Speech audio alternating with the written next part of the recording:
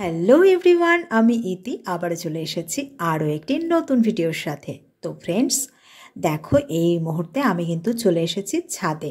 আর দেখো এই সময় কিন্তু সূর্য একদমই ডুবি করছে। আর এই সময়টাতে ছাদটা তো ভীষণই ভালো লাগে। আর আমার ভালো লাগার মুহূর্তগুলো যদি তোমাদের সঙ্গে শেয়ার করতে না পারি তাহলে আর কী করলাম।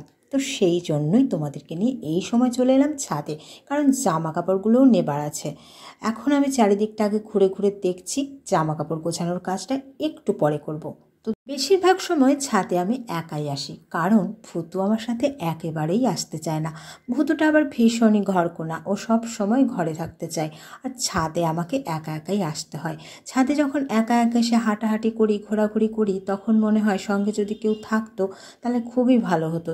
বিশেষ করে এই সময়টাতে দিদিদের কথা খুব মনে পড়ে। মনে হয় দিদিরা যদি সঙ্গে থাকতো তাহলে ছাদে কতই না গল্প হতো, কতই না ঘোরাঘুরি হতো, কতই না আনন্দ হতো। আসলে বেশিরভাগ সময় যখন ছাদে আসি, জানি না কেন আমার দিদিদের কথা খুব মনে পড়ে। তখন মনটা বড্ড খারাপ হয়ে যায়। আসলে যেই দিদিদের সঙ্গে ছোটোবেলা থেকে বেড়ে ওঠা, একসঙ্গে লেখাপড়া, একসঙ্গে ঘোরাঘুরি, একসঙ্গে ঘুমানো, সমস্ত কিছুই যেন আজকে কোথায় হারিয়ে গেছে। দিদিরা যে যার মতো যে যার জায়গায় আছে, আমিও আমার মতো নিজের জায়গায় আছি। আসলে প্রত্যেকে আমরা আলাদা হয়ে গেছি। আমাদের মাঝখানে যা জায়গা করে নিয়েছে তা হলো মনের দূরত্ব আর পথের দূরত্ব। এই পথের দূরত্ব আর মনের দূরত্ব আমরা জানি না, যতই চাই না কেন সেটা হয়তো আর খুঁজবে না। সেই ছোট্টবেলা, সেই আন্তরিকতা, সেই ভালোবাসা আর কিচ্ছু হয়তো ফিরে আসবে না।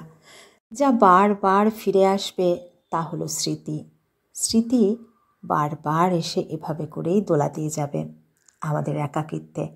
আমি জানি হয়তো দিদিদেরও এইসব কথা মনে পড়ে, ওদেরও মন ভার হয়, ওদেরও মন খারাপ করে।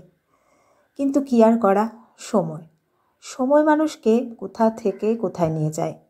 মানুষের মাঝে আসে দূরত্ব, আর দূরত্বে গুরুত্ব আস্তে আস্তে কমতে থাকে ভালোবাসাও।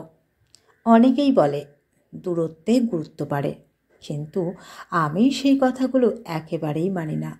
আসলে আমি সব সময় আমার জীবন দিয়ে বিচার করে প্রত্যেকটা অনুভবকে, প্রত্যেকটা কথাকে আমি সব সময় মূল্য দিয়ে থাকি। কারণ আমি দেখেছি দূরত্বে সব সময়ই গুরুত্ব কমে আসে। আর চোখের আড়াল হতে হতেই একদিন মনের আড়াল হয়ে যায় মানুষ। তারপর কমে যায় ভালোবাসা, কমে আসে যোগাযোগ। এভাবে করেই মানুষে দূরত্ব বাড়তে থাকে, পথের এবং মনের। তো যাই হোক, দেখো সূর্য কিন্তু এখন অস্তাচলে যাবার পথে। আর এই দিকে ট্রেনও চলে এসেছে। এই যে এই ট্রেন ভীষণই আমাকে বিরক্ত করে।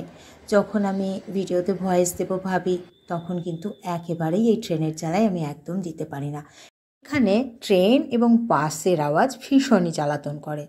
কিন্তু কী আর করা, মাঝে মাঝে আমার আবার এই ট্রেনের আওয়াজও ভালো লাগে। যখন বিকেলবেলায় আমি ছাদে আসি, আমার ভীষণ ভালো লাগে। এখনও বাচ্চাদের মতন কখন কোন ট্রেনটা আসছে ছুটে ছুটে দেখি। কত দিন ভেবেছি এখানটা দিয়ে যখন অমৃত ভারত যায় তখন তোমাদের সঙ্গে শেয়ার করব, যখন বন্দে ভারত যায় সেটা একটু ভালোভাবে তোমাদের সঙ্গে শেয়ার করব, কিন্তু সেটা আর করেই ওঠা হলো না। যাই হোক, এখন আমি ওপরের ছাদটা থেকে নিচটা তোমাদের দেখালাম, আর আমি ওপর থেকে নিচে নেমে আসছি। ওপরের ছাদটাতে একটু গিয়েছিলাম। তো যাই হোক, এখন কিন্তু ছাদ ঘোরাঘুরি মোটামুটি আমার হয়ে গেছে। আর আজকে কথা বলতে বলতে মন তো ভীষণ ভারী হয়ে এসেছিল। যাই হোক, এখন কিন্তু সব গুছিয়ে নিয়েছি আর আস্তে আস্তে ঘরের দিকে যাব। দেখো এই যে কাকগুলো কিন্তু এখন উড়ে উড়ে বেড়াচ্ছে। আর এই যে কাকটা, একে আমি বিরক্ত করছি। আমার আবার একটু বিরক্ত করতেও ভালো লাগে। যাই হোক, আমি যখনই ওর দিকে ক্যামেরা ধরছি ও কিন্তু ছুটে ছুটে পালাচ্ছে। ও এটা জানে না যে ও যদি ভাইরাল হয়ে যায় তাহলে কিন্তু ওরই ভালো। তো যাই হোক, চলো আস্তে আস্তে এখন ঘরের দিকে যাই। এই যে দেখো জামা কাপড়গুলো কিন্তু নিয়ে নিয়েছি।